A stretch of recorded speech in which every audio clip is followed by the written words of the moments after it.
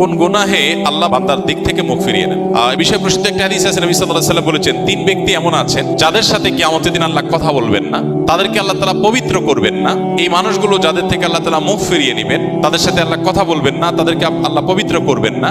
সেই মানুষগুলোর মধ্যে একজন হলেন ওই পুরুষ, যে পুরুষ টাকনুর নিচে পোশাক পরে। পোশাক পরে বলতে যে পোশাক উপরের দিক থেকে যায় সেটা টাকনুর নিচে পরে। প্যান্ট, পাজামা, চাদর, লুঙ্গি, জুব্বা, জামা, এগুলো। মোজা যেটা থাকেই নিচে, নিচ দিক থেকে পরা হয়, ওইটা কথা ভিন্ন। তো এই যে মুসবিল যে ব্যক্তি টাকনুর নিচে প্যান্ট, পাজামা, লুঙ্গি ইত্যাদি পরে, এই ব্যক্তি তার সাথে আল্লাহ কিয়ামতের দিন কথাও বলবেন না এবং তার দিকে আল্লাহ তাকাবেনও না, তাকে আল্লাহ পবিত্রও করবেন না।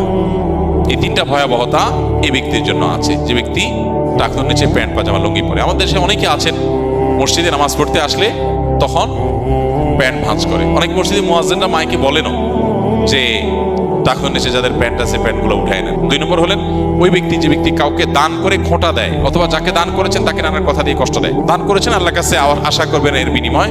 যাকে দান করেছেন তার সাথে আপনার কোনো আলাপ থাকবে না। দান করে খোঁটা দিলেন, কষ্ট দিলেন, খোঁচা মেরে কথা বললেন, এগুলো বললে আপনি আল্লাহ তাআলার দৃষ্টি থেকে সরে যাবেন কিয়ামতের ময়দানে। নাম্বার 3, ওই ব্যবসায়ী, যেই ব্যবসায়ী তার পণ্য বিক্রি করতে গিয়ে মিথ্যা শপথ করে।